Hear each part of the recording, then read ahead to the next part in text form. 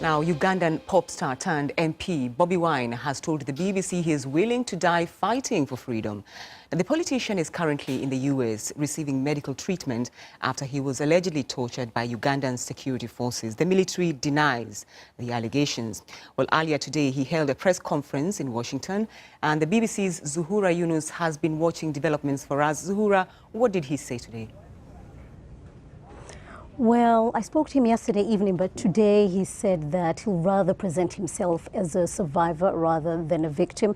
And he insisted, he made his stance that he will continue to advocate what he termed as people's power. His condition yesterday when I saw him, he was weak, but he was kind enough to be charming. We cracked a little bit of jokes.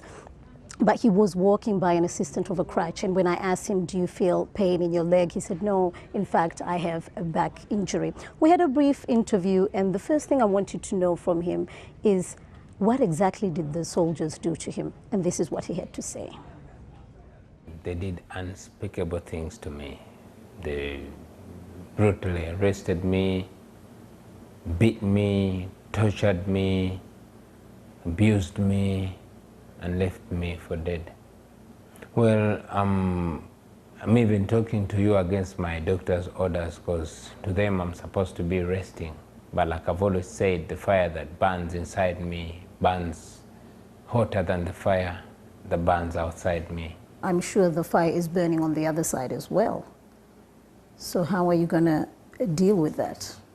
Well, I'm going to continue, most importantly, calling upon Ugandans, especially the young people, to stand up for what they believe in, to not give up, never to give up, to continue pushing until they get the freedom and dignity that they deserve. Ugandans have been tortured and killed for very many years. It has been happening, it is happening, and it will continue to happen until we as Ugandans put an end to it. So are you planning to go back to Uganda? Of course I'm going back to Uganda. Uganda is my home. I don't have any other home. That is where I was born, and that is where I will be buried. The ordeal that you narrated in length on your social media, the authorities back in Uganda claim that it's fake, and even the crutches that you have are fake. What do you have to say about that?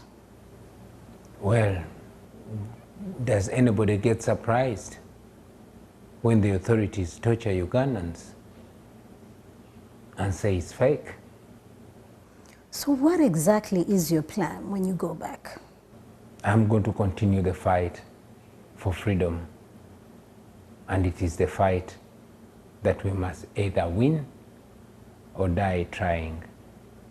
We all know that you're commonly known as the president of the ghetto in Uganda. Do you want to be the president of Uganda?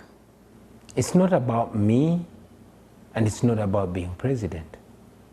We just want to be free. I just want to live in a country that I'm proud of, a country that makes sense to me and to every other Ugandan. Well, that is Bobi Wine sounding very defiant, and when I asked him when is he going back, he wasn't that clear, but he sounded like very, very soon, and he's waiting for the doctor to allow him to go back to Uganda. Back to you, Sophie. Zuhura Yunus there for us in Washington. Let's now go straight to Kampala and speak to the government spokesperson, Ofuono Opondo. Thanks for taking time to talk to us on Focus on Africa. You've had these allegations. They're quite serious, made by Bobi Wine. What is the government reaction? Well, thank you, Sophie. Serious but unsubstantiated, said repeatedly. The good thing is that there are many medical examinations that have been done on Bobi Wine back here in Uganda, 4 of them. The last one being last Friday by a team of specialist doctors composed by the Uganda Medical Board. We would be very glad to have Mr. Bobi Wine return with his medical examination from UK or from wherever it is, and then we match that with what we have in Uganda. Do we know what we want again to repeat? Do we know what again to repeat? Sorry, the I have Uganda to interrupt government you. does not condone torture. Where it happens, we investigate and punish culprits. We would be very glad Mr. Bobi Wine to come and raise those concerns in a competent court and findings will be made. Right.